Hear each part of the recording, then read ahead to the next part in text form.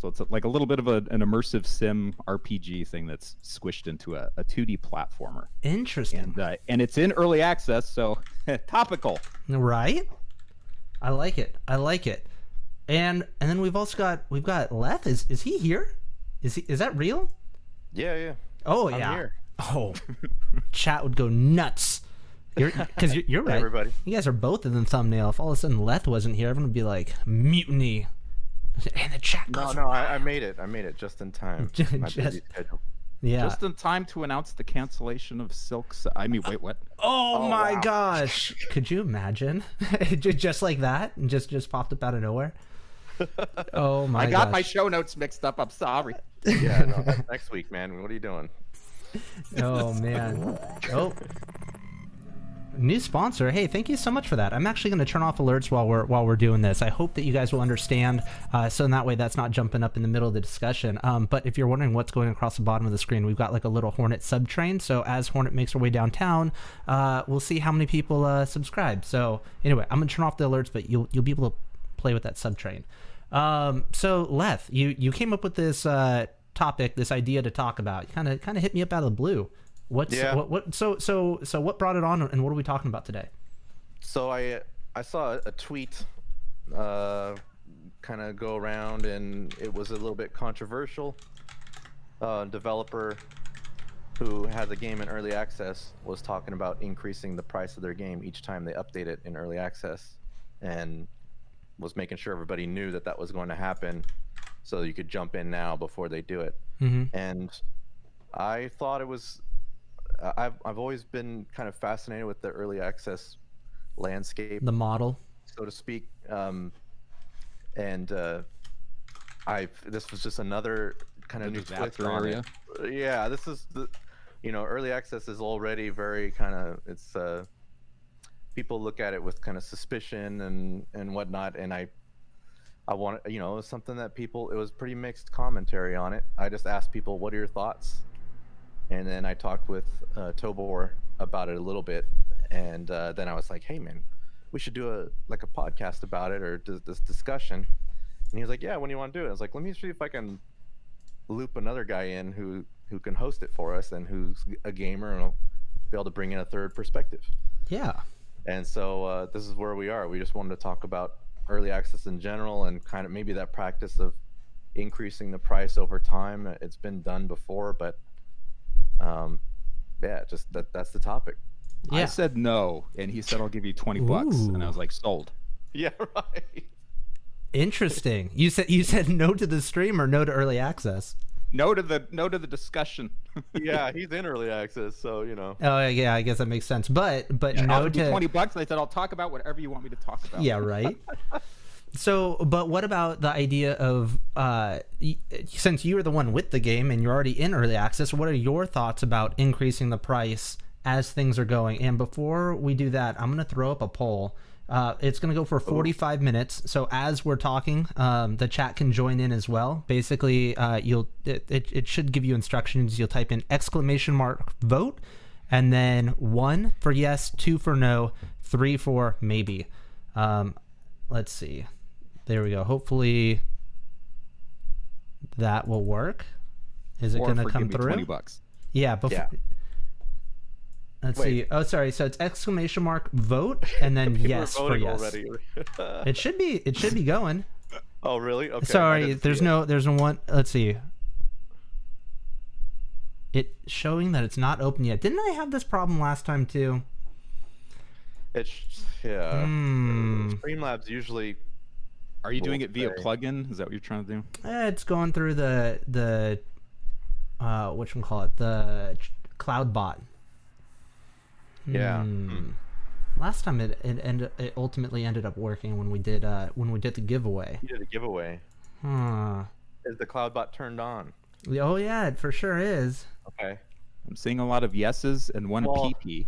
They're all copying him because he did a preliminary vote test, I think. Yeah. Okay. Yeah, But it's definitely not capturing anything. The timer's going down, so settings. Oh, weird. Open message. Restart. Doing it live. I know, right? You're looking really good. I know. Aurelia. Ah, shucks, stop. I didn't even Look at shave. this man. My mustache is looking all small Man. because I'm in the Air Force Reserves, and so I have to do the military 1 week in a month. So I have to Yeah, look at that jawline. You could cut diamonds with that thing. Shoot. Oh, yeah. All right. Well, we'll have to hold off on the poll. Maybe we'll just do a spam the chat later. Well, I'd like to continue with the conversation of Tobor. I'd like to know, with you're currently working on a game. It is currently in early access. What are your thoughts and opinions, coming more so, I'd imagine, from a developer, and you can also share your thoughts as a gamer as well, of increasing the price with added content? Yeah, this is certainly a lot to unpack here, right? But this is like, I see a lot of games going to early access, and I usually, the custom is usually to increase the price once it's fully completed. Sometimes, not all the time. Yeah. But so this is like, we're kind of talking about gradually like increase. Hopefully, when a new like big update or something comes out and hits the game or something, then they'll give it a little bit of a boost in price or something. Yeah, I don't know. I think like ultimately it comes down to like what kind of game it is, of course, and whether or not it's a quality product. If you're kind of treating your fan base well, you're keeping in communication. Letting them know what's going on from the beginning, I think, is a good idea if you're thinking about doing price hikes through early access. And I think people will be pretty charitable about that. Here's another thing too, is it's like if you're increasing price through early access, like I don't know who exactly you'd necessarily be upsetting. You'd have to be kind of a following a game very, very closely, and not having bought it yet, and then get sort of like bent out of shape if you see the price go up or something, for it to affect whether or not somebody buys it, I guess. Well, I guess who is really looking at games in early access too? It's usually the hardcore gamers are looking at games in early access. I would imagine. I don't think there's. I wonder how many people are actually trolling through early access, for lack of a better term. Yeah. So it's like, why would I? Like for me, for example, like if I typically don't tend to follow stuff like this that closely. Yeah. Like unless I'm like some kind of super fan of a game, and then it'd be more likely I've already bought it at that point, right? But I can't see myself like watching a game and then just kind of like knowing the price, and then like in a few weeks or a month or whatever, being like, hey, didn't this used to be like $15? Why is it $18 now? Yeah. And then have that be a purchase decision or whatever. I mean, ultimately you want like random people, right? You want like normal sort of like impulse buyers and stuff. Yeah. Who don't know about that sort of thing. And if like a game looks like it's being updated and stuff, and it's well kept with news posts and everything, I don't really see a problem. But I guess once you get into the nuance, like whether or not you're communicating this sort of thing, I could see it being I could see it being a problem. Yeah, for sure. So Leth, what about you? What are initial thoughts of that, of increasing the price? My initial reaction was that it's a bad idea. As I understand it, talking with other developers, I think Steam only has like 30% of their users actively having early access games appear on their store page. Oh, they don't even show up. Interesting. Yeah, because you can. I actually myself turn off early access games from showing up on my store page, and so I'm one of those people who is like, talk to me when it's done. But and I did play Minecraft back in the day when it was just Notch working on it, and he increased the price when he added multiplayer, and then again later, and I think that's a game that increased price over time. But I would assume that Minecraft is not a good argument for pretty much any case. It's kind of it kind of took off on its own. Yeah, it's the exception to the rule, right? Yeah, I would assume it's an exception to a rule. Yeah, as a marketing guy, and from that's winning the lottery, kind of. Right, exactly. the rule is you don't win there. But marketing wise, I would shy away from anything that could potentially turn away users after already turning away 70% of Steam's user base. For like, it's just they could potentially lose current users because the game in question is a multiplayer game. So I've increasingly become of the opinion that multiplayer games need the smallest barrier to entry if possible to build a large user base, and increasing the price is counterintuitive to that. But I don't think there's any moral question regarding the issue. It's just, I think it's a mistake PR wise to try and sell it as a good thing. Yeah. So so Leth, do you know who is developing Temtem? Oh, you just threw him under the bus. I wasn't trying to. Oh, it's okay. It doesn't necessarily have to be under. Like, do you know if they would be considered AA or AAA? I think they're an indie. Still indie. Okay. Indie studio. They're somewhat ironically being published by Humble, which has this stellar reputation of being pro-consumer, and then they publish a game that some people will argue is anti-consumer with the price hikes while still in development. Because I don't know, my initial thought was for AAA games, they have nothing, they have everything to lose by going into an early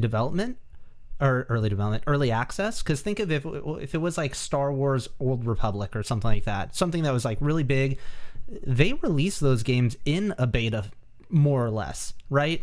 If they were to release it in an early access state, people would be like, wow, this is actually really not that great, and people would play it and either realize they like it or don't like it, and they probably got it at some sort of discount, because that's usually the trade-off. You get to play a game in early access for some sort of discount because you're playing through the bugs and you're supposed to talk with the developers and say, hey, fix this, fix that, whatever. But you're gonna, I don't know, if you had a major title, major released in early access, you got 20% off or whatever, you're probably going to buy it anyways, for a lot of people, and then it might actually just turn some people off and get them off of the game before they even have a chance to get to the late game stuff, or before they have a chance to potentially get to like DLC content or something like that. Yeah, I agree. I think it's particularly devastating for a multiplayer game to release too early. Like, I bought the Old Republic when it launched, and I think everybody kind of thought of it as an early access game, and MMOs were kind of doing that for a bit. They were all launching too early and promising so much more in the years to come, and so early access was kind of a thing theoretically, without being upfront about it. And early adopters were the beta testers, is how people usually characterized it. But yep, makes sense. Might have garnered more better will, going in with an actual early access stamp on it. Right. Oh yeah, I think No Man's Sky is a perfect example of a game that would have had much better reception had it launched under the early access title. Yeah, because, that initial messaging is important. I think if you're going to do early access, like, hey, we have this thing, we need extra help funding it, get in early and help us bring our vision to life, sort of thing. But otherwise, not a good idea. Yeah, I totally agree. I think No Man's Sky was kind of a special I don't know, event, a special happening. Something happened. I think they lost like their entire game once. Like, it literally like got either fire or a flood or something like that. Maybe somebody in chat knows a little bit more than I do as far as what happened to No Man's Sky the first time through. Wasn't the entire game destroyed as everyone's doing their vote? Yeah. Flood. Yeah, there we go. Prism Master 24. Thank you for that. I was pretty sure they literally lost the entire game and they had to rebuild it from scratch within and they did it in a less amount of time too. Always have offsite backups. Oh my god. Especially for something that was so massive like that too. Like, that's nuts. Yeah. So Tobor knows a little bit about something like that. Yeah, you got a story? Oh yeah, my apartment burned down a couple years ago while I was working on my game. Thankfully, I was using a Dropbox, okay. with a repository on it, so I did not have to rebuild everything from scratch. Just my life. Yeah. That's all. Yeah. Game was fine. Was it still while you're working on Savage the Shard of Gosen? Yeah. Wow. It was very early in the morning too. Like I just turned on my computer and stuff, and I was getting ready to work, and then the apartment started heating up, and I could hear people running around outside, yelling and screaming. Oh man, it's interesting. Wow. Just plugging the Checked game. to make sure that the game was backing up, and then I, ran out the door. I was the last one out of the building too. Like I got out of there just in time. Jeez. And the whole place burned down. Like I can't. Yeah, I was like I could hear the flames like around the, and it started to heat up like an oven in there too. It was very bizarre. Like you always know what it like the description of the sound where it's like, oh, it's it's a bunch of paper crinkling up, but it's like that 1,000-fold when it's like all around you. And I opened the door and there was like a wall of flame, like Oh my god. like chest high, like in the hallway in front of it. So I just like pulled my shirt over my head and ran out. Like I got low and scooted on out. I went into stealth mode. Wow. But like, we were on the 3rd floor, and on my way down I ran into a firefighter who like briefly stopped me. And he yelled at me. He's like, "Is there anyone else in the unit?" I was like, "No." He was like, "Run." I was like, "Okay." Yeah. Whatever you say. Dang. That's gnarly. Yeah, I've never had to deal with anything like that. Yeah, it was interesting. It was an interesting experience. It was the easiest move I ever had to do after that, for sure. Oh my gosh, yeah. Oh man. That was nice. How hard is it to get all your stuff back through insurance though?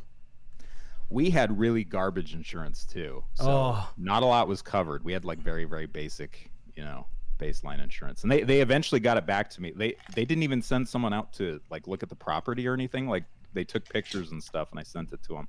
And I was like, I can't go up into the unit to take pictures because it's the municipality or whatever like roped it off as forbidden, the hazard or whatever. Yeah. So. Oh man. So yeah, they did it long distance, and it was it was a small amount because it was crappy insurance, but yeah. Ouch. Oof. Yeah. Yeah. I mean, Lessons to learn. Yeah. Get good insurance. Yeah. Get good insurance and take pictures of all your stuff. Yeah, and use Dropbox or whatever. Any offsite digital. If you're working on stuff, make sure you got copies in the cloud. Right. So, let's see. So only 96 people have voted. I'm surprised. I saw a bunch of votes come through, but apparently you can vote now. So it's got 30 more minutes left. Just a heads up. So if anybody's watching, you want to vote, you can do !vote and then yes, no, or maybe, or you get 3 different options. So I was also thinking about this as like, I did a little bit of research, just trying to like wrap my head around early access and like who's it for, who's it not for, how is it pro-consumer or anti-consumer, and it seems like a lot of it is definitely there to help the developers, right? Something like 88%, give or take. I read that for like 2017. I don't know if it's been updated. Sure. Something like 88% of early access games are for indie developers, and that makes a lot of sense because I imagine that this is usually like either an extra side gig or it's just bootstrapped. There's probably not a whole lot of extra to go into it, so by putting out early access, it's almost like a Kickstarter where it's just like, hey, help me fund the rest of this game so we can like put out something almost together, right? It's you are helping this project get off the ground completely. So that makes a lot of sense. But if it's an early access and developers are charging $60 for the game, when even once it's released, it's probably not worth $60, and that's pretty anti-consumer. So I could understand. It's a hard sell for sure. Yeah, right. So I could understand if while it's in early access, it's considered if it's labeled as, hey, this is the alpha build early access, and you sell it at price A, and then hey, now we're in beta early access, now it's at the higher price, and then finally, hey, we're going to a full release, now we're going to go to a full release price. I could understand that, but I think it is a little bit different. Like, I'm still trying to wrap my head around, hey, we released a little bit bigger, or released a little bit more content, so now we're at a sell it for more. That's kind of interesting. I don't know. So I'll tell you my. Oh, sorry. Go ahead. Oh, I was gonna say I have a little bit of a conspiracy theory around early access. Ooh. If you want to hear? Yeah, please. I like conspiracy theories. I'm not gonna lie. I'd love to play devil's advocate. So yeah. So, so basically, you mentioned Kickstarter, and I do think that early access could be a lot more successful with sort of backer reward tiers and whatnot built into the early access portion of a game's life cycle. It would be a lot of fun to be able to support a developer on top of just buying the product early. So the reason, this conspiracy theory that I have is that Valve is very aware of where their keys are being sent. So when Kickstarter was catching on, I think that they saw a bunch of their keys being used in Kickstarters, because you have to kind of, when you ask for free keys to give away, you have to tell them where you're going to use it. Okay. Yeah, you have to batch it. Yeah, you Kickstarter batch, and so you get like a list of stuff you can ascribe them to. Right, Humble Bundle or Kickstarter or whatnot. So and it's a limited number that you're allowed to send out. Not necessarily. Yeah, it depends. I mean, they have to approve it. It's like case by case, I think. Yeah, it could be limited, but I've never not been approved for keys. But so I imagine that they saw a bunch of their keys going to Kickstarter and decided to make a little something to take some of that market away, and then they came up with early access, and so now developers can launch their game on Steam and use early access as sort of a Kickstarter thing instead of going through Kickstarter. Yeah, that doesn't sound too conspiratorial. You know, that sounds like a good move on their part. Yeah, they just don't have with early access. There's nothing in there for a like campaigns and goals and stuff like that, right? No, I think that early access would be a lot more fun if it did have stuff like that. Right? Wouldn't that be interesting? Yeah, if it was modeled a little bit more with the feature set of a crowdfunding platform like Indiegogo or Kickstarter. Yeah, that's interesting. It that way. I have seen some clever early access moves. There's a game in early access now is it in early access now? They just released a demo. They released a demo on Steam, and then it's free to get the demo, but you could also pay like a $5. You could also buy the $5 demo, and you get a few more things in the game early on, and it's like the support tier. So it's like, I don't know, it could get there. We'll see. But yeah, that was, I guess, conspiracy theory was a bit clickbaity, kind of like the title of this stream. But wait, what was clickbait about the title? The title says gaming early access discussion. Every third letter of every second word. Yeah, look at all those capital letters, folks. We got something going on here. Oh yeah, chat. Come on. Gaming early access discussion with Leth and Tobor. There's nothing in there. Even if you read the description, I am not about clickbait. If there's anything that I'm not about, it is clickbait. I think I've got one video that would be kind of clickbait, and that was a Sea of Thieves video, and it was 1 minute long. And so anybody who complains about that, I tell them to, I don't know, whatever. So okay. So maybe it says Silksong in the title, or what is it, the thumbnail? But Leth works on Silksong. So yeah, I do. So that's a thing. Hey, real quick, I want to do a shout out to we've had a thank you to all the new people who are subscribing. Just a heads up. So if you see a Hornet right here running downtown, if we get a new subscriber before she makes it to the end, she'll start over, and we'll see how far this counter can get up to. And two, we had right on. All right, and then we had a couple people who donated. Wormy Boy $2 says can't wait for Silksong. Troubleshooter, who's a good friend of mine. We worked together at San Diego, which is where I met my wife, Lady Relia. So we've known each other for probably 10 years now.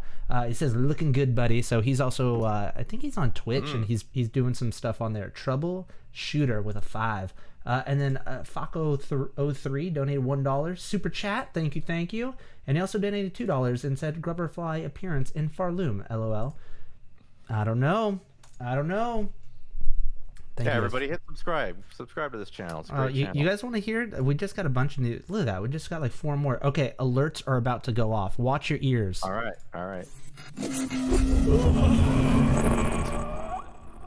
Okay. Oh, I should probably. Yeah. Okay. That's why. That's why I turned off the alerts, guys. I'm sorry. I knew it was gonna be something like that. Fair warning. I just blew you guys off. I'm sorry. I thought I turned it down enough. I didn't turn it down enough. Oh. Anyways. I didn't hear anything. So You didn't hear anything? Oh, okay. No, I didn't come through Yeah, I've got the Discord. streamy. I only hear you in Discord. So Okay, there you go. we were scared. Everybody panic. My ears. Got him. So Thanks, white guys. knuckle thrill ride of a stream. So, okay, so we know that it doesn't make a whole lot of sense for AAA's to go into into early access, and we were talking about how But yet you can pre-order that stuff like almost a year in advance. Oh my gosh. You know. Yeah, I mean, How long have you been able to buy Cyberpunk 2077? You know. long time, right? Yeah. I don't know how I feel about that. And then also you've got like oh man. Was it like Fallout 76 that has like all these different like packages? Okay, it doesn't even have to be Fallout 76, all right? There's so many different games that have multiple different packages that you can buy. Oh, it's dizzying. Yeah. It's just like Assassin's Creed games. You got your platinum tier, your silver tier. Your like, which one's just the game? Which the complete? Just give me the video game, okay? yeah. And so Winter donated 1,000 CRC. I'll have to do a conversion on that later. But no matter what it is, thank you, my friend. I appreciate you. Anything, it's awesome. Honestly, all the donations help me pay for an editor so I can make more videos for you guys. But he says buying the game initial price, paying anything after ? So I think that I'm just going to use this as a jumping off discussion point. You've got games like Destiny, like the first one that launched, where you could buy the base game for $60 and then buy like all of the DLC for like, I think it was like another like $40 or $60. So by the time you get out of there, it's like $120, and you think you've got the entire game. And I'm still bitter to this day about it. They then released one final DLC before they went into Destiny 2, and it literally stripped the game out from underneath you. Like, you couldn't play like a lot of the maps, and you couldn't have like all the weapons and all the guns. Really? Oh yeah, it made it so you couldn't do like, they had like either a weekly or a monthly thing called the Iron Banner, which you could only do if you had all of the DLC. And it's just like, I paid for all of the DLC at launch, and you decided to come up with one last one. I would have paid for it if you just put it at launch, but no. So I was so bitter. I'm like, I'm not going to buy Destiny 2. I'm not going to buy any more DLC. I'm going to be bitter and be a keyboard warrior for a couple months, and then Can I just say, like, this is a really probably unpopular and stupid opinion to share right now, but so I will take full responsibility of what I'm about to say. I hate the digital culture, man. Like, I want my frickin' physical games again. Yeah. I want control of the product that I buy, and I want the ritual of picking up the product. I want the package. I want the art. I think that's why vinyl has come back. You know, like the same thing that's happening to like games on the like indie side, and the same thing that's sort of strangling AAA, and why there's no middle market anymore, is what happened with music. And that's why vinyl came back around. People missed the ritual of owning their property and participating with their art. You know. Anyway, sorry. Well, I agree. There's definitely a ritual to it. Like us gamers, especially the ones who've been around for long enough we've been doing it for our whole lives. The whole going to a store, picking it up, and talking to the person behind the counter, whether you like doing that or not, whatever. Flipping through the manual, you know. Oh my gosh, the manual's been dead for so long. It's so sad. But now they can go and do stuff like this, like yank content out of your game, and it's just. Not everybody does it, of course, and there's, you know, I get the convenience of digital, and you know, it's a great opportunity to get into the industry as an indie, but there's some good and bad there. So the one thing about vinyl, the one thing that's a little bit different about vinyl versus gaming is that, at least with vinyl, it's a more quality product in the physical version, right? Like it's like a lossless sound, and it just sounds so much better than what you'd get with CD, which is compressed and whatever else. Granted, slowly even the technology is getting better and you're getting lossless audio files, but with gaming it's a little bit different because there's usually additions to the game or there's tweaks. The game's just not finished, period. Like, it's not like the days of Mario 64 when the game releases and it's just like that's like a near flawless game. There's not like game crashing bugs all over the place and like things that get tweaked later. Unless you played Gothic and Gothic 1, you know. There were PC games that where you had to patch it, but it was a lot more impenetrable for some people to get fixes to their games and stuff. And it was hard for the developer to get it to you too. Like you needed to know where to go, you needed to know what to do. But like console games especially. Like the game came out, boom, it's done. And that's another thing too, digital, absolutely. It's easier to update a game, it's easier to fix issues and everything. Yeah. Certainly.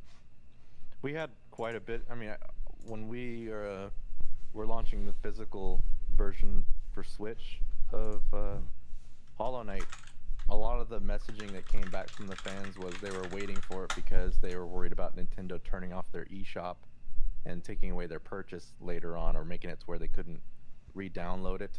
So Interesting. They wanted the whole game on the cart, so they knew they had it there and they could play it. I've heard about stuff like that with Nintendo's digital stuff. But I don't know much about that, but it was something that came up multiple times. I was like, oh yeah, we got to make sure we have the final product on the cart then.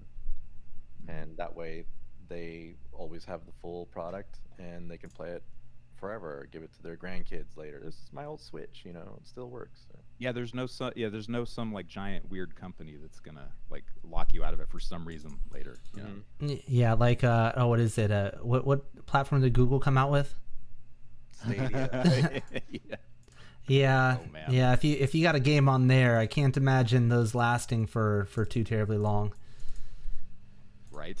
not at this pace. I mean, I honestly, I'm an advocate. I want Google Stadia to work because everything they promised sounds amazing. Yeah, it's really interesting and innovative. Yeah. Like, I want the games in Google Stadia to work with YouTube, because obviously I'm here live streaming on YouTube. I want to be able to play a game on YouTube and have the people who are watching join me directly into my game and we can all play together. Like, that sounds great. It's still just a thought in some guy's head from what, 3, 4, 5 years ago, whatever. It's just like it's not even a thing. I don't know. I guess it's kind of like the idea of what do you call it? Early access games. Like, somebody says, yeah, this is our idea. This is what we want to do. And if it never gets developed and it's just an idea, then I don't know. Then that's where consumers get sold by the promise of something that just never happens. Yeah, they invest interest, time, passion, money, and then they're let down. So that could be a huge problem. Yeah, if you're increasing your price during early access, and then, man, can you imagine how upset you'd be if you like got in on the third price increase or whatever, and then the game was just abandoned? Oh my gosh. Right. There's stories of that. I don't know if that's going to happen with Temtem. I mean, that hasn't happened in early access. It seems so big. I didn't even really know a whole lot about Temtem, but it looks, from what I've seen, it looks pretty damn polished. Like, and I wouldn't be surprised if there was like a, soon like a 1.0 slapped on it. Is Silksong gonna get finished? What? Is Silksong gonna get finished? Yeah.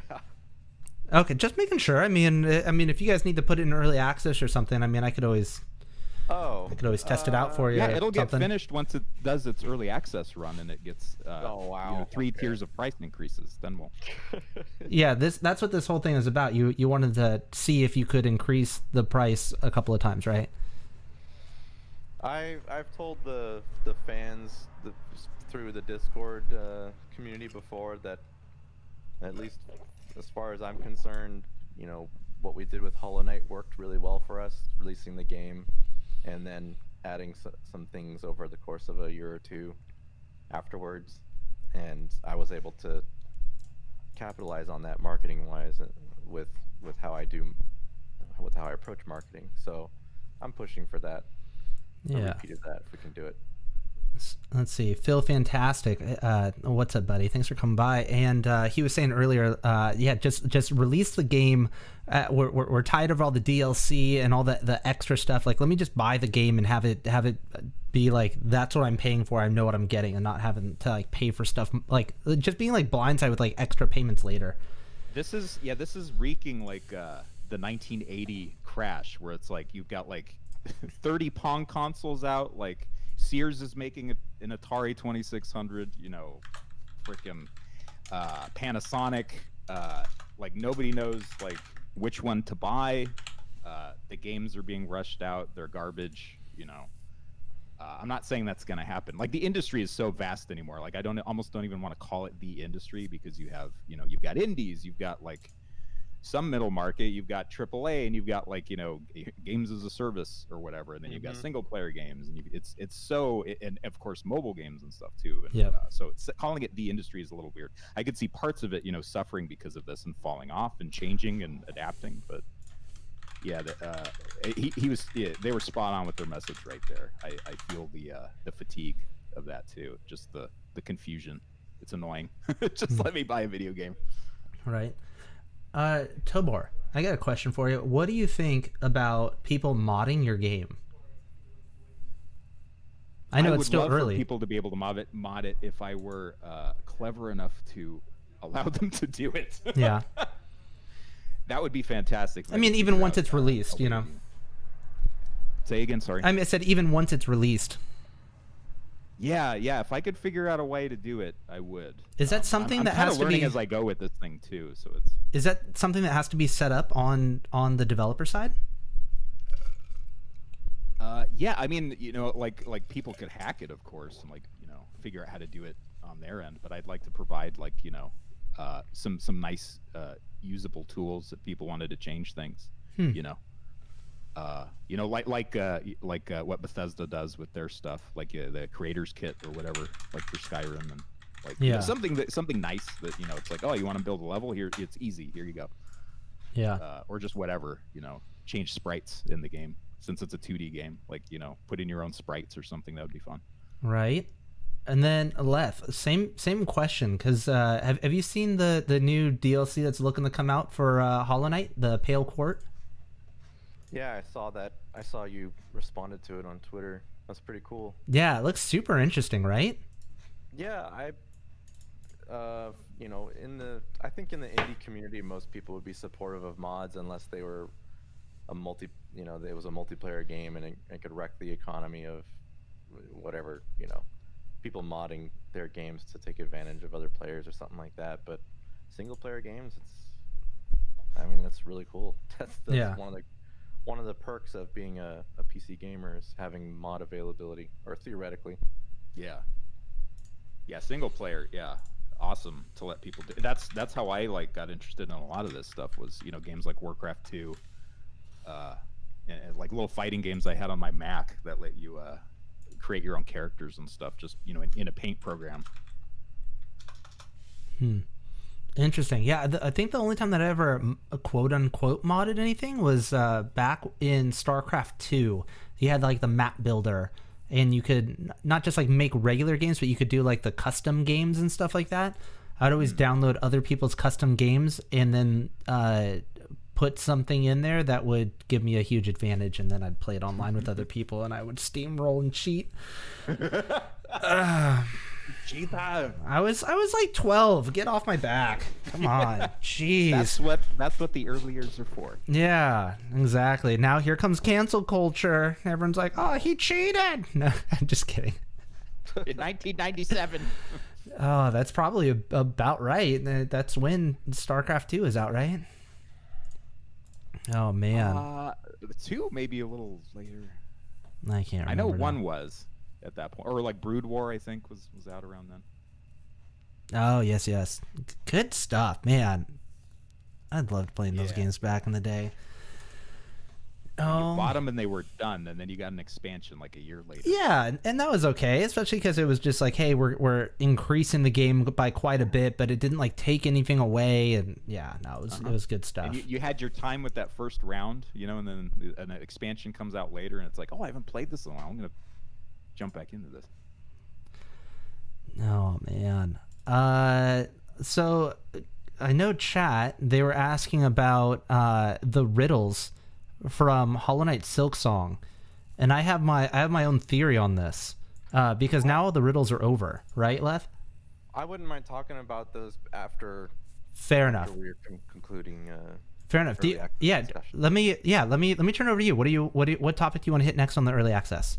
Well, I think we'll see what the chat thinks about raising the price. Oh, I've yes. been watching it. There's a lot of yeses and no's, so we'll see what the makeup is on that. Yeah, let me get to that. Yes to being a good idea. Yeah, sure. Or at least they're okay with it. Like open to it. I've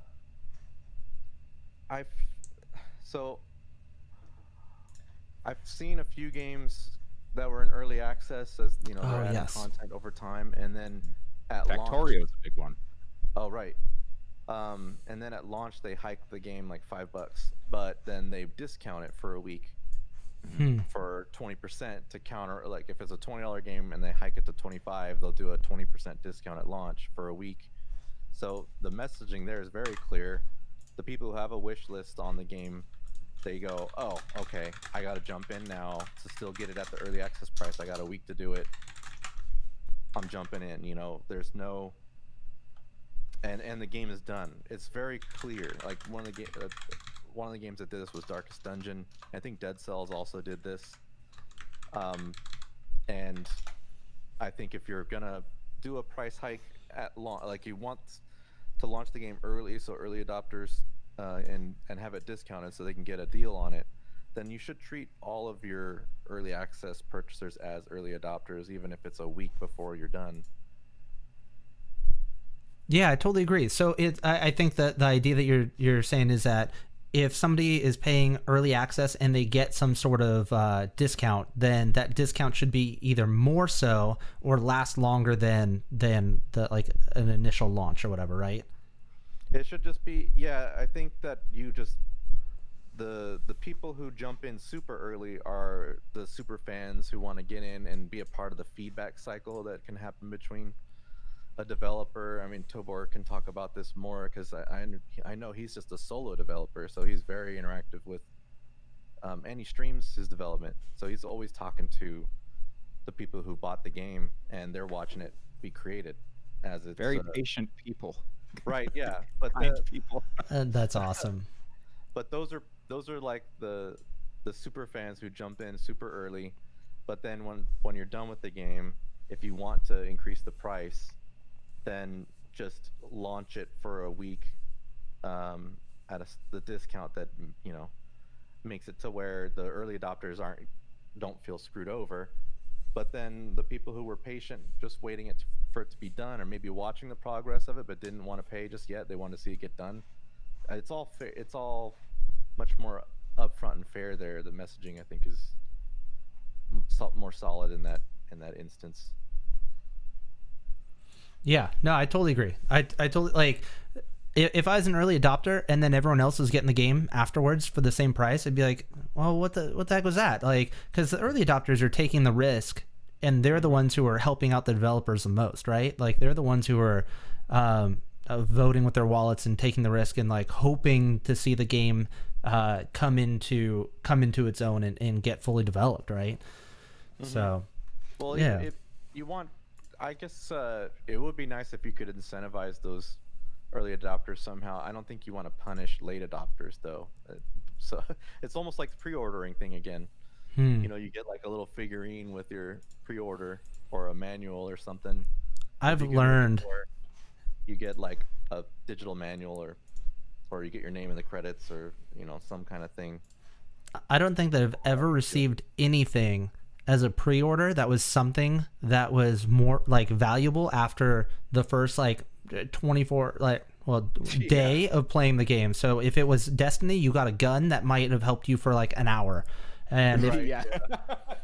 You should get like a paint job for a gun or something, you know? Like, something permanent for a gun type, maybe. Yeah. I know in Sea of Thieves you got like a really cool set of sails that nobody else could get, and so I thought that was pretty cool. That was probably one of the only pre-order early adopter things that was worth having.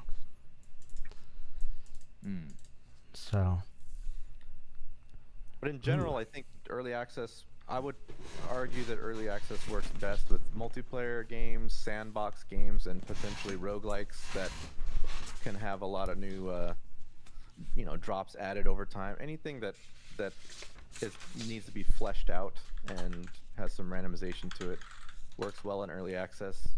But then Tobor, actually, I'm not sure if my theory applies to his game, but he is a solo dev who works tight with his community, which is another great way to do early access. If you get to interact and be a part of the development cycle, that's its own reward. Oh, definitely. For supporting early. I don't know if Tobor, if you want to like touch on how the early access did it change? You were always developing on stream, I know that, but yeah, once you launched, did much change for you? Yeah, well, it was kind of interesting. I do get some of those customers who will buy the game just to support it, and they're like, I'm not going to play this until it's done because I don't want to spoil it. I get those guys, but then I do get people who are like speed running what's there, like the content that's currently available and stuff, and they have a lot of fun with it too. So like there's that end of the spectrum, and then the other, and then in between, I get people giving me feedback about like mostly about bugs, like issues, and like whether or not they soft locked or crashed or whatever. So that's been immensely helpful, but I haven't really gotten a whole lot of like I don't like this fundamental thing about it, change it. Which is good. That's really good, right? Yeah, and I'm sitting at a few days ago I was sitting at 100% positive score on Steam, and I got my first negative review from the Steam summer sale, I think. Oh no. Yeah. I saw that, but it was from somebody like in another country, right? Like it wasn't an English review. Yeah, I think it's in Chinese. I had to use Google Translate because I wanted to see what the issue was, and it looked like they had crashing or something. But so I clumsily, translated back into Chinese from English and posted it. So I don't know if that was helpful or not. But so get a refund, bro. Yeah, I was gonna say. So yeah, your reviews were super positive. I thought that was great. And so, chat, if anybody is wondering what Tobor is working on, here's a link to be able to check it out. Yeah, go check it out. My favorite review for Savage, and I'm probably gonna get it framed, is, and I quote, "It's Shovel Knight but for men." That's awesome. It cracked me up, and I love Shovel Knight too, but it was just Shovel Knight's hardcore, man. Yeah, that is a hard game. Yeah, it's got the kind of chibi aesthetic to it. Not that Savage is not cartoony, but let's see. Yeah, that was fun. You get to spit on a guard in Savage. Yeah, it has spit physics. Okay. For the one guy in chat who's like, oh, finally. Let's see. Panzer, thank you so much for the $5 donation, and asks, what do y'all think of Ark Survival releasing DLC still in early access? Oh, that's right. Early access still? No, I don't know if it is, but I remember that they launched a DLC while they were still in early access. Yeah. Oh, okay. Oh, yeah, that's weird. That is no. Really weird. Hard no. Yeah. Yeah, that I have to think about that for a second, but I can tell you my instinct is that I don't like it. Yeah. Instinctual. I think if you're at all either no or I don't know about that as a marketing guy, you shy away from a move like that. No, that's like investing into like somebody's going to build you a really rockin' Ferrari or something. and you're like, okay, I'm gonna kickstart this or whatever, you know, and it's like they're not even done with like the frame and like, you know, the engine's like half together, and it's like, oh, here's a spoiler for $500. You know, it's like before you even know how the thing handles or like if it's even gonna be done, you know, you get this extra like weird vestigial thing, you know. Yeah, that's weird. That's a weird, like, how does that even work? That's bizarre. They released like a Kidsy arc as well. Kidsy arc, like What? Arc Junior. It was. It's like a phone game. Wait, no. There was like another arc that came out. It was much more. It was not like the original arc. Maybe it was an arc. I remember seeing some popular game released like a approachable version of their own game. I do know. Pixar. Savage has, or Pixar? not Savage. Conan has Conan Exiles, and then they released Conan Chop Chop, or they're going to. I don't know if that's what you're talking about. That's Pixar. Oh, Pixar. Yeah, it's like a Minecrafty arc. Okay. Oh, Leth is super quiet, and so is Tobor. Yeah, I'm bringing you guys up a little bit more. Let's see. Oh, Well, it might be loud to you, but not in the stream. Maybe. yeah. Let's see. There's me. Let me bring you guys up. There we go. Give you guys. I feel my power rising. Oh yeah. There we go. Much better. By the power of Grayskull.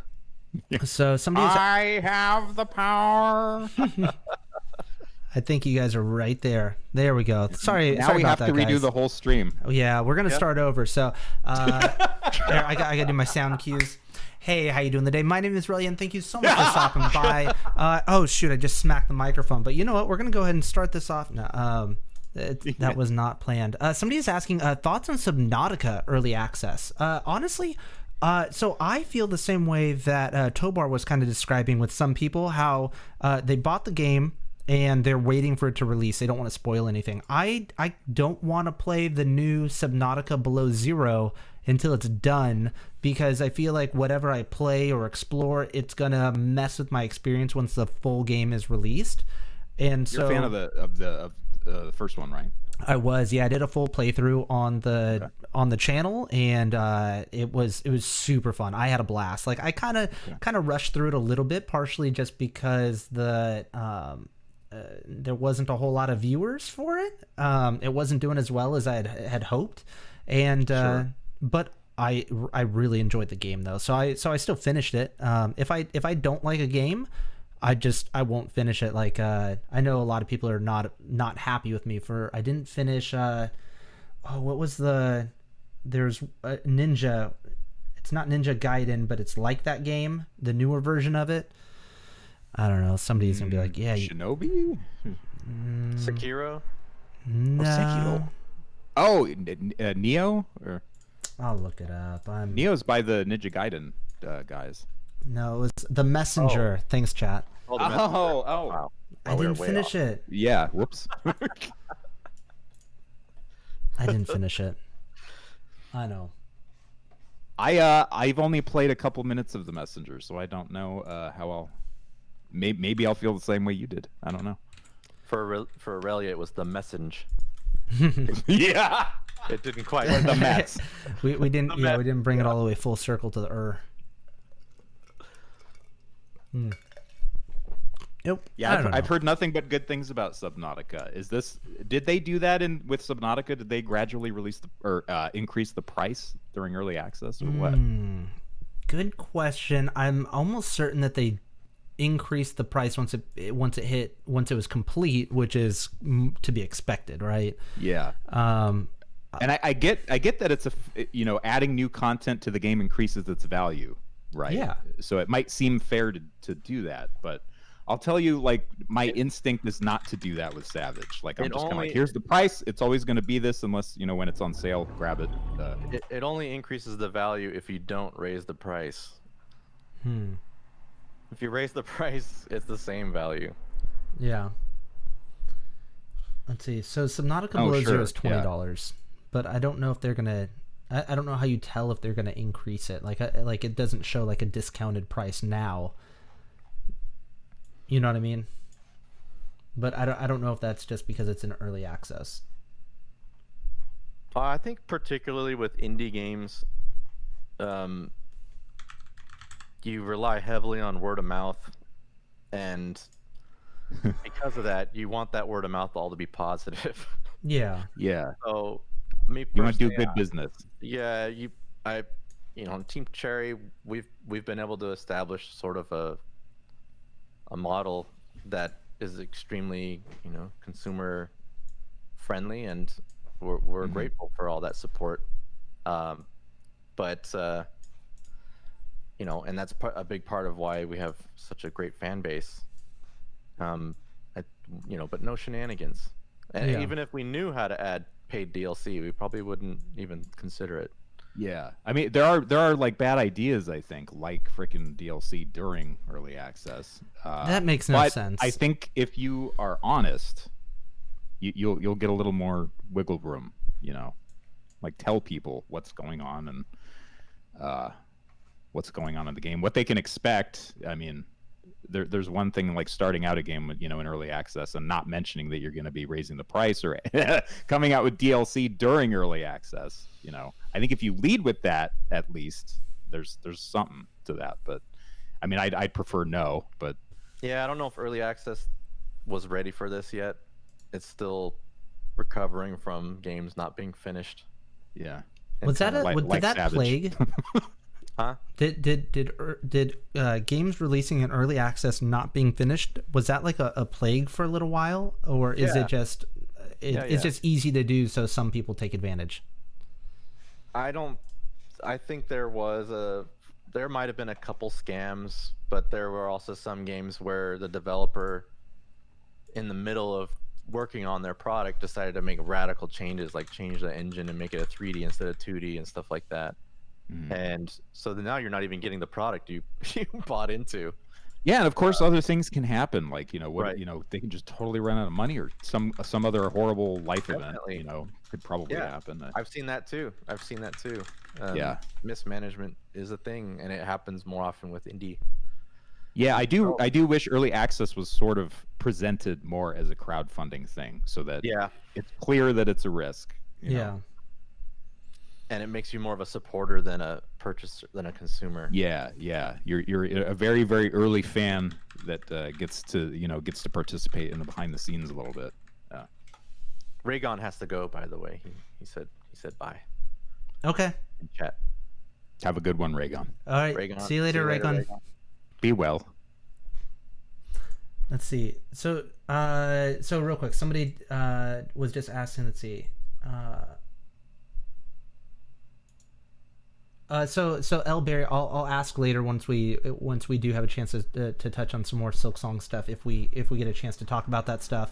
But there's one game that is a space game that has raised something like $35 million in Kickstarter. Star Citizen. Oh yeah. There it is. Chat, how many of you guys know what Star Citizen is? I know that it's not like my shtick, but it's like the biggest Talk about Kickstarter. an exception. I am jonesing for that game so bad. I wanted to have it.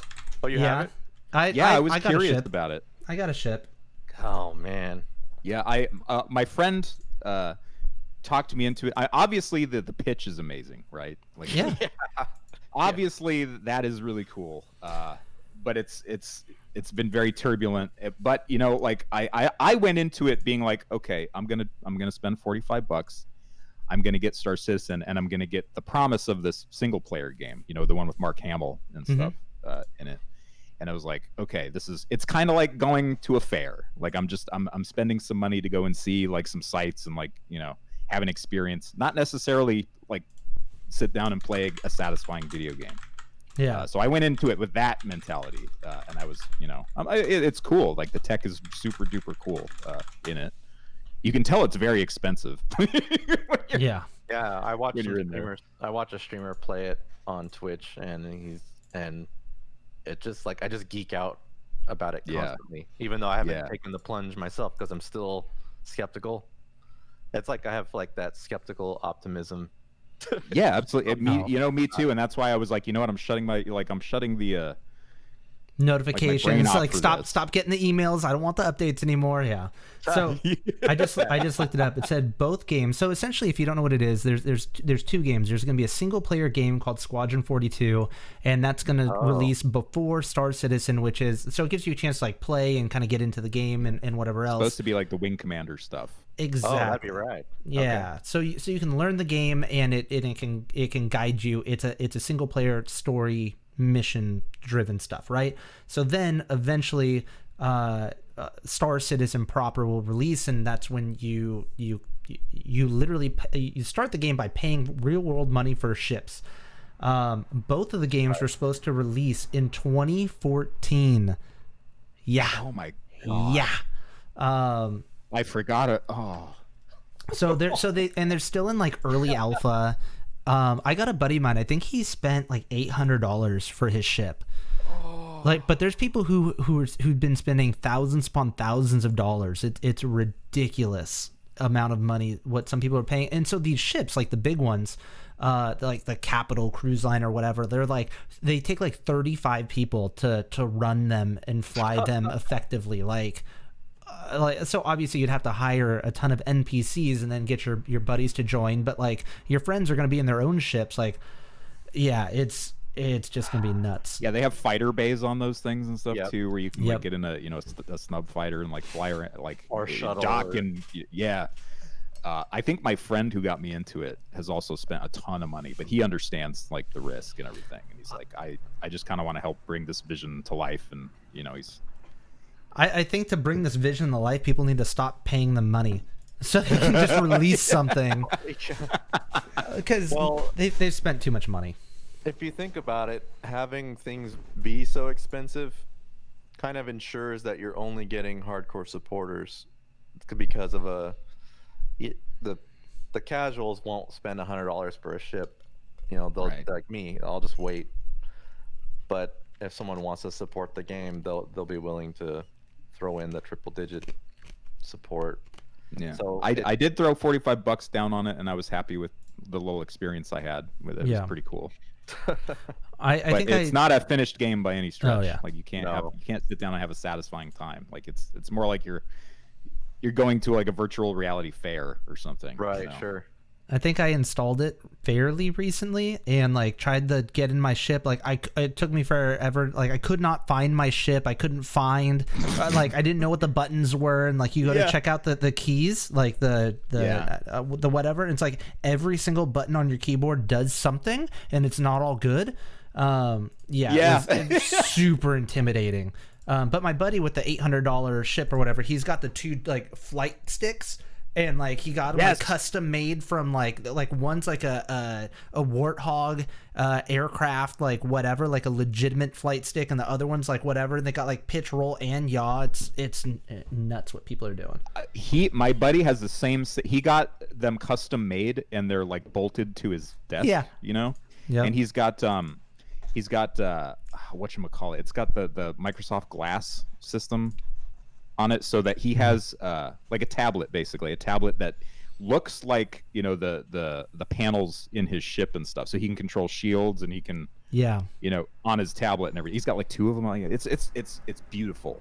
It is the experience quality of it is exciting, but super nerdy and good, but like again, it's not a done thing. But if it never releases, this is like honestly, it could be the biggest scam ever. So I don't know. The biggest disaster. Yeah, I wouldn't say it's a scam. You can play it. Yeah. But they're still working on it. They're trying to do something there. Yeah. They just added like weather effects and stuff, and like you get hungry and like tired and like right. I do like thirsty. And Elite Dangerous is another game that's promising a lot, and their model is a bit more sound with how they're. Well, they actually finished their game, didn't they? Elite. I think like now they're just adding stuff to it. Well, it was a complete. It felt like a complete game, at least. Okay. When it came out, but they are adding. They're adding like multiplayer in the same ship, and then now I think next January they're planning on letting you get out of your ship and walk around on the planets. And so it's just getting incrementally more Star Citizen-ish over time, but at least you have a full experience right from the get-go. Are you going to be able to like get out of your ship and walk around and stuff? Right. That's in January, I think. Okay. That's cool. That's cool. Well, eventually that's what they want to get to, but I think for now, at that point, it'll only be on planets. But it's still super cool. Yeah, that is an interesting take on an early access game. Yep. The only one of its kind. Yeah. Yeah, I don't know if you could judge early access by Star Citizen, but it's a whole other beast, I think. Yeah. People might, though. They might point at Star Citizen if it fails and go, I'm never doing an early access, trusting early access again. Yeah. Yeah. I don't think it'd be fair, but you just have to. I would not blame them in the least. Right. I took out a second mortgage so I could afford a cutlass. Oh, I know, right? And this is what they do to me. Like, you got to get that stuff insured almost. Oh, they do have insurance in Star Citizen, anyways. They do? The ships that you buy, that's one of the reasons why you want to buy it in early access, is some of the ones you can get have lifetime insurance. So let's say your ship gets blown up and you paid $500 for it or whatever, you have to pay insurance like with an in-game currency as you're going. And if you don't have insurance and you just lost your ship, Right? Yeah. My friend's explaining this to me. Yeah. It's ridiculous. Even there's immersion and then there's yeah. So like it's. It just reminds me of when they were explaining like what was going to be in the game. The head guy, I can't remember his name. He would answer questions and people would be like, Roberts. "So, yes, Roberts," and they would ask him, "So, is there going to be like food in the game? And will you hold stuff in your pockets?" And he'd kind of look off into the distance and just be kind of like, "Yeah. No, you'll only be able to hold. Oh no, you'll only be able to hold what's in your pockets." Keep him out of the panel. Just totally just making it up as he's going. I mean, it's slowly getting into the game. He just gave 30 people on the team a heart attack. Yeah, exactly. It's just so bad. And you'll be able to do everything on one button. That's it. Go full Molyneux. I actually loved Molyneux a lot. I cherish that guy. I like Chris Roberts too. He did a lot of work in early immersive sim stuff, and I love Wing Commander, and Privateer and. I like Peter Molyneux too. Like, they're visionaries, but like they need to be wrangled. Yes, they have to be reined in. Yeah. Don't put them in front of the media, and you just never know what you're gonna have to end up programming afterwards. Yeah, they're like George Lucas's. It's like, Han Solo is gonna be a slug alien, and it's like, George, we can't do that. Well, that's kind of what happened with No Man's Sky a little bit, right? No Man's Sky definitely. Oh yeah, I forgot it. Yeah, they said, "Oh yeah, no. If you were on the same planet with your friend, you'll totally be able to see him." Well, but the odds are just trillion, billion. You'll never see him though. It'll probably just never happen. So just don't worry about it. Poor guy. I forget his name. Man, he's the head Sean of it Murphy? too. Sean Murray. Murray. Yeah. Poor guy. Yeah. He's still there. He's still doing it. I think that they've recovered quite nicely. Yeah, I mean, now you can. Yeah, if they had just launched early access, it would have avoided the whole thing because they were trying to impress Sony, and not. And you never know. Sony might have told them, no, it has to be. You can't launch full early access. Yeah. Well, my buddy has worked directly with their handler, so he was like, I understand the situation they were in. Yeah, Sony was propping them up quite a bit as far as like marketing and whatnot. It seemed like. Yeah, absolutely. Liam, don't worry. I'll let you know if there's any news about Hungry Night 2. Don't you? I'm on it. I'm on it. Man. I don't know. I think I've said all I'd like to. Yeah. So what's our final stance on this? Oh yeah, our vote. Yes. Let me pull that up. Video games are bad, and yeah, right. And they cost too much money. I always love messing with people. Like, people are like, "Oh, video games cost too much." It's like, if you go to a movie and that costs you like $20, or you spend $60 on a game and you spend like 100 hours on it, get out of my face. Leave me alone. You're buying like not a system as in a console, but like a game system. Like you're. We freaking bought Battletoads for like $70. Yeah. in 19 whatever 92, brand new, $70 90s money. Chrono Trigger was like, that was over $60 on day one. People forget this stuff. Street Fighter 2 was over, I think it was 80 on Super NES. Yeah. There was stuff that was in the 70s and 80s. Look at that. Back in the day. Oh wow. Okay, so. All right, I'm gonna go ahead and raise the price on Savage. Start upping it up. Bring it up. Dude, it's only 56% of people that voted yes. Yeah, I mean, and you had 28% with the maybes. So I wouldn't suggest doing anything unless you had virtually 100% support from a PR perspective. My gut tells me no to not do it. I could imagine if it was like I said, like if it was the early, not the early access, the alpha version of the game is one price, the beta version of the game is another price, and then the full release is another price. I feel like those are like really big milestone. Those are major milestones, right? Yeah, I don't know how many updates they're gonna do. I don't think they've been upfront about that because it was a $2.50 update. That could be for Temtem. For Temtem, yeah. Yeah. So I don't know. I think increasing the price at launch is okay. That almost sounds whimsical, like we put some more stuff in. May as well just kind of kick it up. $250. Yeah. $250. Yeah. But it's only for new players. It's not for the current. The people who have it currently don't have to pay anymore. Right. Yeah. So it doesn't bother them. But the point is the point to adding more stuff is to bring new people on. So I don't understand. I think that they're trying to get people with the FOMO. They're like, oh shoot, better get it before the price increases. Like, I get it. Yeah, and that only works though on people who are watching it already. Like who are paying attention, and like that's a very small percentage. Like those aren't the people you necessarily want to go after. You want the people who don't know about your game. Like you want the rest of the world basically. Yeah. Yeah, and I don't think strategy. I don't think the message you want going out there to new fans, to people who've never seen your game before at all, like me, is some weird idea about increasing. Yeah, it sort of initially comes off a little tiny bit shystery, and if it does a little bit, then I say no. But yeah, and I'm not calling them shysters or anything. I'm not saying it doesn't matter what their intent was. It matters how it's perceived. Yeah, perception is everything.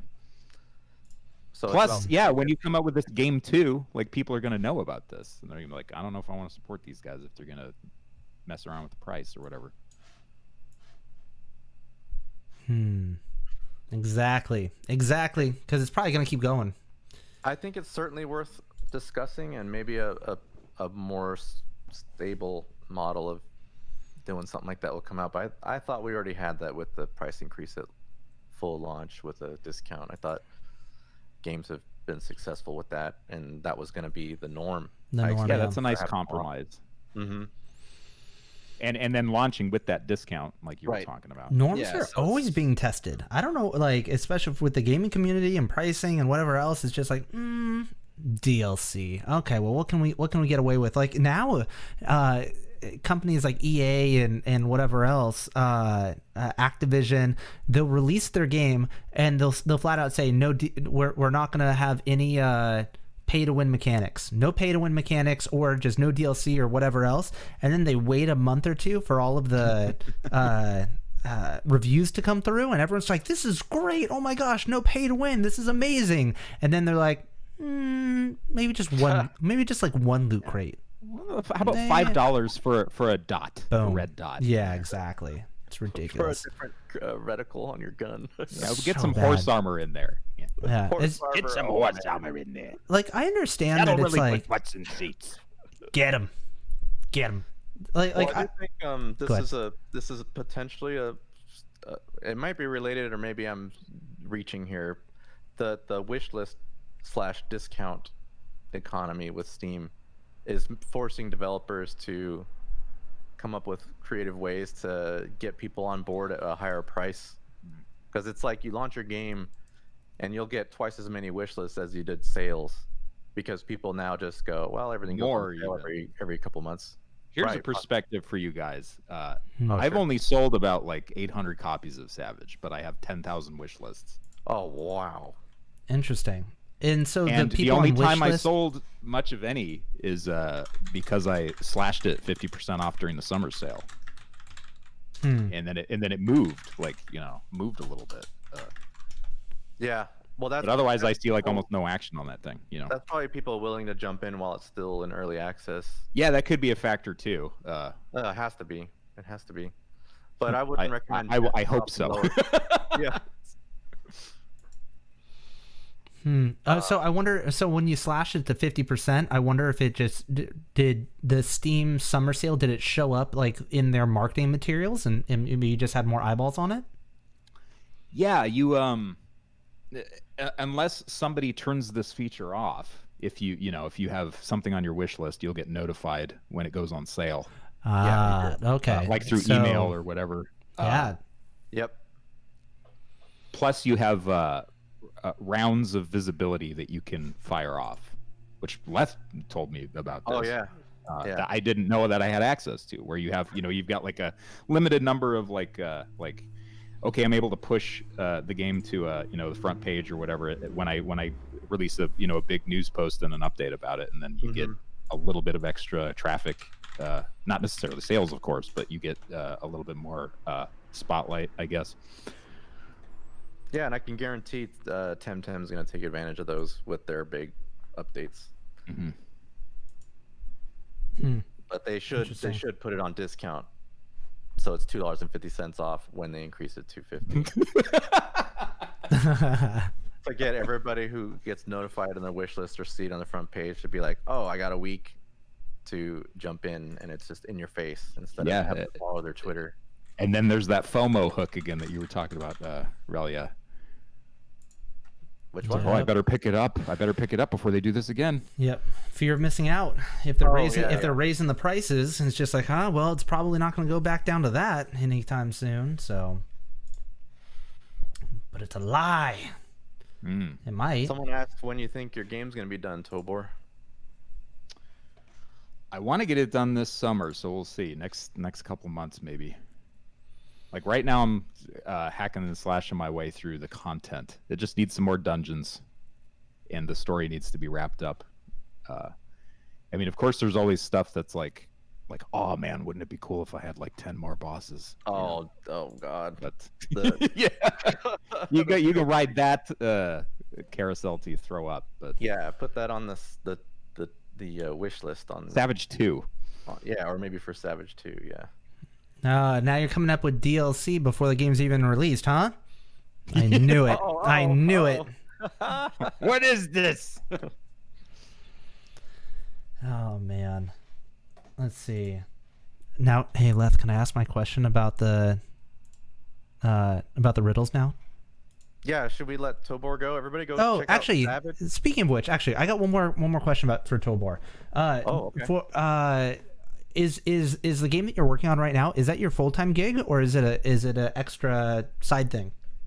I do like commissions and stuff, and I work on other stuff, and so it was for a while. It certainly was for a while. This year I've started to take on like other work, but kind of like in the same arena, like whether it's like doing trailers for things or whatever, music. But Savage is like currently Savage and another project that I'm working on with someone else is that's the game dev stuff that I'm doing right now. Awesome. Yeah. Savage has one of the coolest trailers I've ever seen for a video game. Definitely. Like, I thought it was pretty good. Yeah, it's the harkens back to the early '90s. Thank you, gentlemen. Game advertisements on TV. It's wonderful. So you have to at least watch that if you remember the old NES. Oh man. Yes. Those old wild commercials from like Sega. Sega does what Nintendo don't, or whatever. Yeah, same feel, same energy. Same energy for sure. Extreme marketing. Yeah. Yeah, he has barbarian processing in the in the trailer, and it's like, oh my god, I remember those days. Rated B for barbarians. Yeah. Yeah, bring your loincloth. Let's see. What was the other thing? It's coming to Switch. Ooh. I want it to. I would love to eventually put it on Switch. Is it If hard? it is within my power, I will do so. Is it hard to develop for the Switch? The software that I'm using has a Switch module. So Okay. the question would be like, you know, So you press one button and it works. getting licensed and like talking to Nintendo and be like, can I do this? And they'd be say yes or no. Yeah, it's up to Nintendo too. What do you mean? Nintendo and then takes and then leasing every a dev kit, whatever that takes, you know. Nintendo takes everything on everything. there Yeah. Yeah. I mean, so apparently right now the trick is to game the system on the Nintendo Switch and release your game for whatever price, and then put it on sale for a penny, rack up the sales, so in that way you hit like the top charts, and then you switch back to full price and you stay at the top charts. I've seen games do that. Yeah. Yeah. But bad games are doing that, so do it with a good game and then profit. I saw someone make a comment about indie games in general with their pricing, and they probably should be, you know, between $15 and $20 now. I still feel like as a indie, I mean, I almost exclusively play indie games with a few exceptions, and yeah, I generally do too. You know what's a lot of fun lately too is I'm so sorry for cutting you off, but Yeah, like a you- retro game.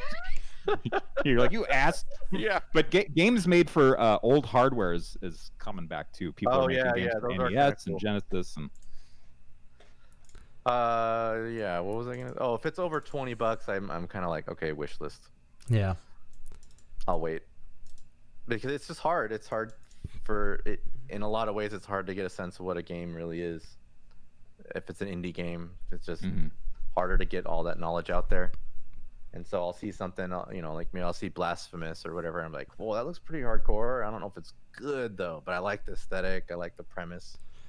I've been art on is the gorgeous in I've been on the Blasphemous. fence for playing that for a while. Yeah, that artist is killer. I follow him on Twitter, and he just uploads stuff, and it's like, oh my gosh, Yeah, I makes hate me him. want to make a pixel art game. But or I think he was one of a few artists, but you know, I wishlist it because it was up like $25 or something.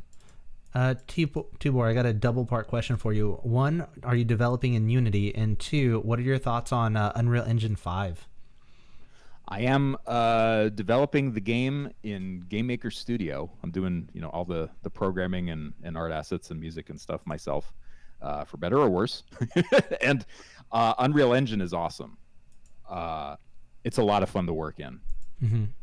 You can tell that it's made by people who care about like making video games and like want the experience to be like quick, you know, quick and yeah, you can get something up and running in Unreal Engine, especially with all of the free tutorial content out there, man. Like there's some really, really good in-depth tutorials out there that will walk you through a lot of systems and subsystems if you want to make something like pretty like complicated.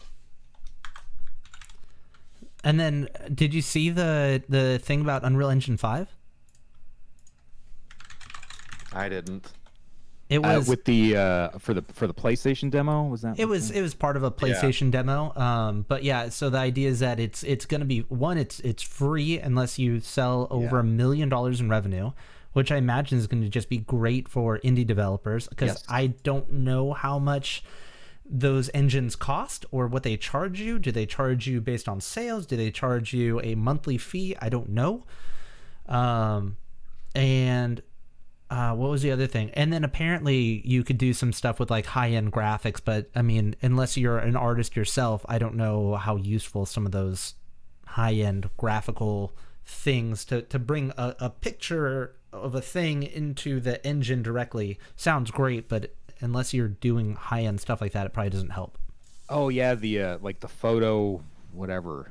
Yeah. Right? Like you go take pictures of rocks and then you bring it in and now your rocks are textured and whatever. Is that what you're talking about? Yeah. Yeah, exactly. Okay, so yeah. well, that looked impressive. In the demo, how they had like the guy in the full armor, and they're like, yeah, this was created I don't know if it's some sort of picture or whatever in one engine, and instead of having to compress it and do all this other stuff, we can just put it in the game. It's just like, I don't know what that means, but that sounds really helpful. Yeah, that's. I'll have to look at that more closely. That sounds like magic. Yeah. Like dark sorcery. Somebody's asking, will Savage be available on PlayStation 4? I'd like to put it on there too. The Game Maker Studio, the software that I'm using to make the game, also has PS4 module on it. Xbox One, PS4, and Switch. That you can export pretty easily to. I've played around with the Xbox One a little bit because I have a dev kit, and the process to get it on there is pretty seamless. So if the others are like that too, then that'd be cool. Cool. Interesting. Let's see. Trying to see if there's any other questions for Tobor here. If you see anything, feel free to answer. I saw someone ask if there's any tips for someone trying to get into indie games. Ooh. Begin. Just jump in. Do not agonize over an engine to use. Go and look and just type in video game development tutorial and obviously find something free to start with, like Unreal Engine or something. I know Unreal Engine too has a 2D stuff, so it depends on what you're making, but I know that Unreal Engine will accommodate you if you want to make a 2D like pixel art game or whatever. There's a lot of free stuff out there. There's a lot of amazing resources to teach you how to do this stuff. The time is now. Yeah. I feel like never a better time to be an independent creator, I think. Oh yeah. Yeah, the middleware is amazing. I mean, that's why I'm in the industry, because a game maker also.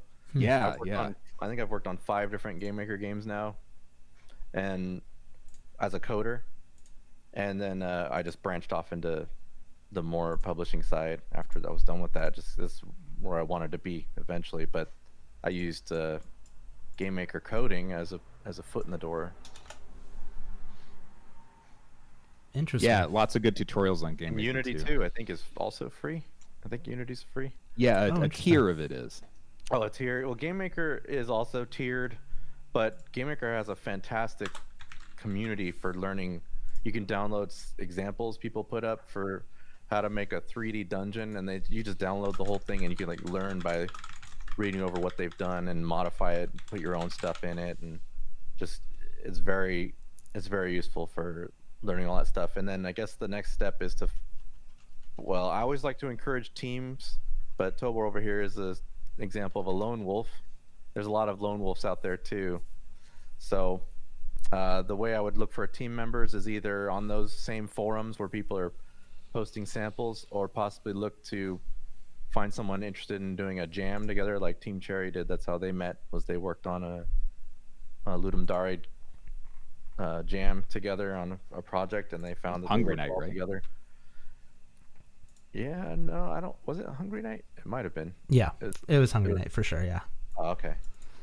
The theme was beneath the surface. Yes. So they were like, hey, we got a good thing going. Let's make a game together. Very cool. Yeah, where's Hungry Night 2? Yeah, chat keeps asking about it. I've seen it a lot.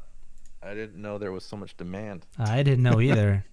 You could put it on a Tiger Electronic handheld. I'll let them know the next time I get on a conference call. I'll let them know that Hungry Night 2 is in demand.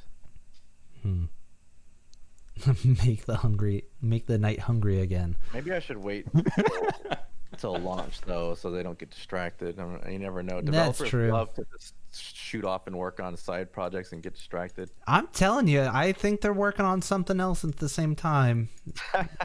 I did you ever check out that video I sent you about the what was it? Fearless Fox. No, I need you to send it to me again. I didn't. I'll send it to you. Just the fact that they trademarked the name that's essentially what the whole video says. Okay. They're doing something. Wait, was it your video? Because I think I did see that then. Yeah. You were talking about the trademark, yeah. Yeah. That sounds familiar. So. Oh man. You need to take a private jet over there and kick the door down. I'd love to meet him one day. That'd be awesome. One day. But they're not on social media, so I can't even talk to them. Maybe after Silksong's released. Very busy. I mean, totally makes sense. Hey, So, Tobor, do you want to stick around for the I don't know, he has some Silksong questions and riddle questions. Or, Yeah, sure. yeah. Okay. So, I know that you had said that you did your last riddle for Hollow Knight Silksong. That's the rumor. That's the rumor. But then there's also the other rumor is that Nintendo is coming out with their Indie Direct. I thought it was going to be today. I thought it was going to be this Tuesday. But I was wrong. We are directless. But I guess some credible sources are saying Monday. Is there something to that? Are you expecting some Silksong news in this upcoming Indie Direct?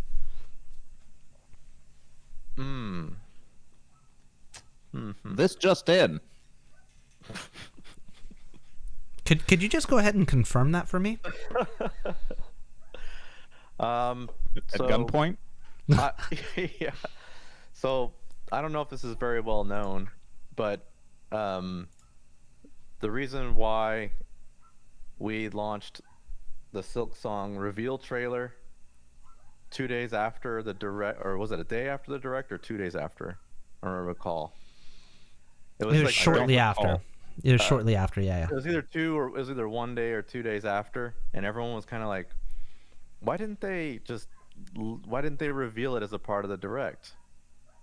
And the reason why that is because we had no idea a direct was happening, and it just came out of the blue. And Really? yeah. So wait, so I don't you're know. not talking about the direct, the E3?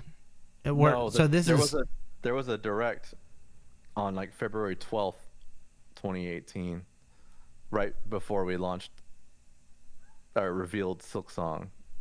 And everyone was kind of like, why did they do it separate? And then there was a lot of theories about, oh, maybe they did it. Was it the day after? 1 day, yeah. So people were kind of like, we announced we're going to reveal, or we're going to show you something about Hornet's campaign on Valentine's Day, like 2 days prior. Then the direct comes out of nowhere. And then everyone's like, what's happening? And it's just purely because they didn't tell us. interesting. I've always wondered like how much you guys would be working directly with Nintendo when it comes to a direct or whatever else, because I don't know, like for me it would make sense to use Nintendo as like a jumping off point to get the word out there instead of like doing it through your own channels, which would definitely hit the hardcore fan base, whether you announced it through Discord, a video on the what do you call it? I don't know, the website, or all of those all at the same time. Like it feels like it would just hit so much harder if it was in tandem with the direct. But yeah, if they're doing a direct without you guys even knowing, it's just like, well, that takes out that theory. They're all saying I dodged the question. High Dex build. Yeah, I am a professional. Well, no. Well, he did dodge the question, but it also does let us know that sometimes they don't know what's happening in the direct. So could they know? Potentially. Well, it's kind of like we work with Nintendo. They have to get the information to Nintendo. Like Nintendo doesn't just play a trailer without getting the information from you guys at all. Yeah, if Nintendo wants to include us in a marketing thing, they'll tell us and ask us for our thumbs up or thumbs down. And I can't imagine. I don't think we've ever said no. But that stuff I think is all pretty hush hush until right before, because they're also like us. They're paranoid about spoilers or the information, not spoilers but leaks. Rather. Yeah. And that was a big part of why we just decided to reveal Silksong being its own game, was because we were paranoid about. We kept it secret since before the Hollow Knight's launch. Even we knew it was going to be its own game even back then, And so Interesting. we were just starting to get a little antsy, like, oh my gosh, what if they find out it's its own game before we get out there? So we told Nintendo, hey, we're gonna just tell everybody this. They did want to work with us, but we were kind of like, no, we're just gonna do it.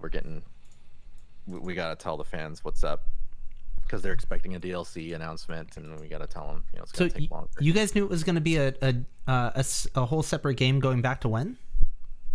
Before the launch of the first game. Before the launch. Wow, I didn't realize that. Okay, because I did notice that the copyright for Silksong was super early, but I think it was like I don't think it was a year after Hollow Knight, but it seemed like it was shortly thereafter. So I thought that was kind of interesting. Yeah, I remember that discussion, and it was kind of like I asked Ari and William about Silksong, or it wasn't Silksong back then, the Hornet DLC, and they started talking about how they're gonna have to make some new areas because she is gonna control differently and be less vertical, more diagonal, and all these things. And then the more and more they described it, I was like, I think it just needs to be its own game. And they were like, well, what about our backers who were supposed to get the DLC for free? I was like, well, you give them the game for free. Yeah, it's easy. And they were like, oh yeah, true. So then it was like, okay, its own game. But they might have already been kind of floating that idea internally. I just was kind of like, this is what you should do, and they trust me. So yeah, you nudged them. Yeah, give them a little nudge. No, it sounds like it was a good call. I mean, and then I said, let me help you with that game too, and then we signed another deal for that. Yep. Man, such a good call. I don't know. Well, we're just, the whole community is super excited about seeing anything Silksong, about getting any sort of news, and yeah, if the riddles were great. I know that everyone was very excited about that, and so it seemed like there was also like a little bit of stuff shown in the UI of each of them, and I'm hoping that all of it was in there on purpose and none of it was like, oh, that was actually just a bug. I think only the cursor was accidental. Okay. There was a cursor floating around in one of them, yeah. One of the GIFs. And we just, I said people are kind of, I didn't say they were complaining about the cursor. They said they're just obsessed with the cursor, and Ari was basically like, no, that's good. That shows them it's like a real thing and it's in progress, Yeah. It's not like a made up, there's a cursor floating there. Yep. No, I'm definitely very much excited. So I think people found most of the little things that are going on in each of the little things. So wow. Yeah, maybe I do. Someone was gonna call me on how I pronounce GIF. Well, so apparently, you nightmare animal. Somebody actually bought the GIF or something like that, right? Like it was actually bought by a company, and the person who bought it actually came out, and I think as a troll move, they said that no, it's pronounced GIF now. It just came out in a press conference and just said, yeah, GIF. no, It dropped the mic. Walked off. I love that whole kind of battle. It's fun. It's funny. Oh, I know. I totally agree. It doesn't matter. Yeah. But yeah. So it doesn't matter. I'm a GIF man. You're all wrong. Yeah. Okay. Yeah. I'm a GIF. We tend not to know what Nintendo's planning. Yeah. So that's probably good. Obviously, I couldn't tell you either way, but is Hornet void? I don't think so. You don't think so? No, but I mean, I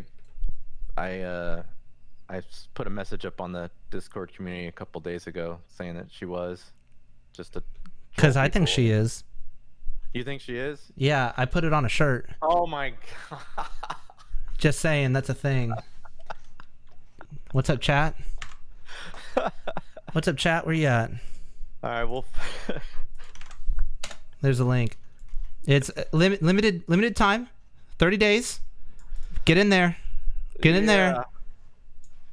Just be careful when you go outside wearing that. You might get attacked. There's It's a great debate. It's the great debate. Is now settled. Here, I got a little something for you. If it's on a shirt, it's real. Oh, okay. Then it has to be true. It's on the internet. In physical form. What were you gonna say? I was just gonna read some dialogue of Hornets right from the game that I think disproves your theory, but maybe I shouldn't do that while you have a shirt for sale. No, do it, because you know what? I think what it does is it's a rallying cry for the people who want to believe it. Yeah. Okay. Because even Team Void. Team. Yeah. Oh, exactly. Team Void. Okay. So I even put in the description, Mossbag did a video saying that she's Void, and I said even though he retracted this, he tried to retract Hornet as Void statement, but it's out there. Oh man. And Rusty also said outdated, called her Void as well. So it's like I'm using these videos that were clearly outdated and retracted as evidence.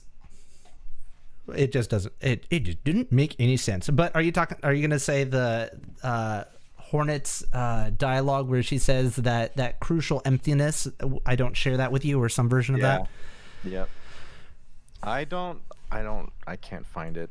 I pulled up the file with all the. Oh, here we go. Her it's after you ascent in the abyss. It looks like. She says, "Ghost, I see you face the place of your birth, and now drape yourself in the substance of its shadow. Though our strength is born of a similar source, that part of you, that crucial emptiness, I do not share. Funny then that such darkness gives me hope. Within it I see the chance of change. A difficult journey would you face, but a choice it can create. Prolong our world's stasis or face the heart of its infection." Yep. No, I mean... Also, it's GIF. And also it's GIF. Did I say it again? No. He's just throwing it out there. Yeah. I think that somebody else had tried to explain the emptiness that we don't share doesn't necessarily have to mean void, because void doesn't necessarily mean emptiness. But I don't know. I'm not gonna try and explain it. I'm just trying to give the people some hope. The fans. It's such a meme that this needs to be out there. This needs to be in the world. Yeah, we cherish the fan discussions and battles, and that's what it's. We don't really mean to come out and clarify anything, and it's a good thing that Ari and William don't tell me. They don't. I told them before we launched the game. I tell this all the time, that not to give me any lore, don't confirm any of my theories or whatever. I'll just tell you what I think about the game, and then you can make adjustments as if I'm like way off and you never meant for that to happen. But there you go. If I come to them with ideas, they just go, "Oh yeah, that's kind of interesting," and they never say yes or no. So I cannot confirm canonically if Hornet is Void, but my own theory as a fan, just like everybody else, is that she's not. Everybody else, huh? I honestly, I don't know if it's just people who use it as a troll battle cry or what. Like everybody else, not that everyone thinks she's Void like me. Yeah. Feel free to speculate and keep doing it. Oh, right. We like people talking about the game. It's fun. It's good stuff. All right. So I think what we're gonna do is we're gonna go do a raid, and we're gonna go find somebody in raid. The only thing is sometimes these late night live streams, it gets kind of hard to find people to raid. So let's see if anybody is playing Hollow Knight, and we'll go do that. You guys are more than welcome to join us in said raid. Sure, yeah. Before we go, I am going to make sure to drop that link. So make sure if you guys check the description, there is the link for both Leth and Tobor for their Twitter if you want to follow them. Because that's where all the Silksong information is coming from. It's coming directly from Leth. So make sure to ping him and ask him all your. Oh.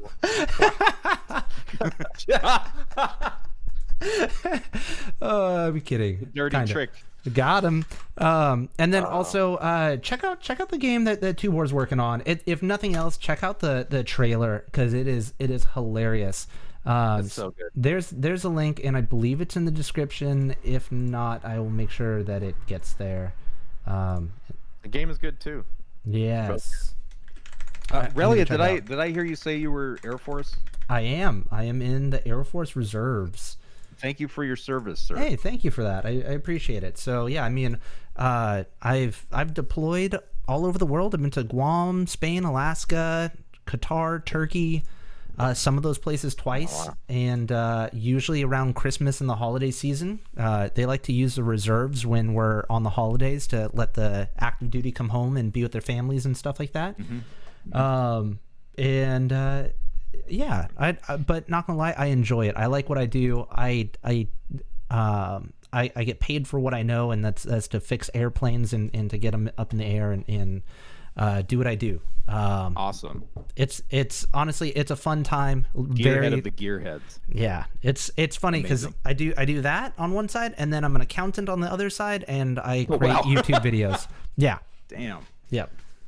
Yeah. So well, thank you for your service, and thank you for having me on, and thank you to your chat as well. Yeah. Yeah, you have a great community here. It's so good. A lot of fun. It's so good. Thank you. And speaking of chat, thank you guys so much. And I know that I missed and Leth, you can go to hell. Yeah, Leth. Just kidding. I love Leth. Are you guys buddies in real life? Or how do you guys know each other? We met because I think we're actually, I don't remember. I brought you onto my stream. Indy, who is a Twitch streamer. Oh, right. Yeah. Told me to show you my game, and then you told me that the rocks could be better. And then here we are 6 years later. Did you fix the rocks? I did. Okay. That sent me on a never-ending quest. It's like, well, if the rocks could be better, I guess the trees could look better. If the trees could look better, I guess these swords could use a dust up too. There you go. No, but true story, Tobor here actually helped me with the first convention that Hollow Knight appeared at. Shortly after launch, we were invited to go to South by Southwest in Austin, and he lives out that way, and he helped me run our booth. So there's pictures of nice. You and Chris Larkin. Yep, we were all there. That was fun. Yeah, it was a lot of fun, and we were more popular than all the other games except possibly Owlboy, who cheated to win the prize. Owlboy cheated. But you know what? They deserve it, so it's okay. They were right next to the voting booth. They just kept sending everyone over to it. Oh, that's right. It's right there. Yeah. Hey, vote right here. Oh, that makes sense. We didn't even know where it was. Yeah. Or that it was even happening, really. Oh. Yeah, that would make a difference. That would make a difference. Okay, so I found somebody. We're gonna raid a person who is brand new. I don't know if they have a mic. I didn't have a chance to check, but we're gonna go raid anyways. Gold Connor.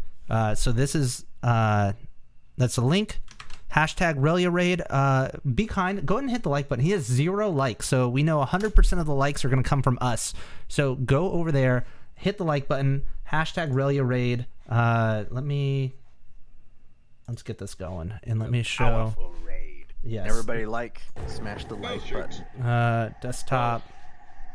At least for that one, I could cheese. There we go. Get him. We got 17 likes. Keep it going. Come on. Oh, we got a Hollow Knight streamer over here. Okay. We popped him up to 69 viewers. Nice. What? Yo. Raid coming. He's about to lose his mind. Oh, look at that. He has a Yoshi GIF. I like it. Oh my gosh. You animal. You jiffer. 76. Come on, we're at 56 likes. Bring it up. Come on, chat. Get him. Get him. You have to change a letter to make it sound like the way you want it to make it sound. Come on, guys, be gentle. Oh, you got that. What genre? Oh, so good. Yeah. That's like a different. That could arguably be a different GL. Yeah, that's GIF. This guy's losing his mind. I'm gonna go ahead and end the live stream. So if you want to hang out with us, go ahead and watch over there. And I will talk to you guys again more soon. Again, Leth and Tobor, thank you guys so much for hanging out.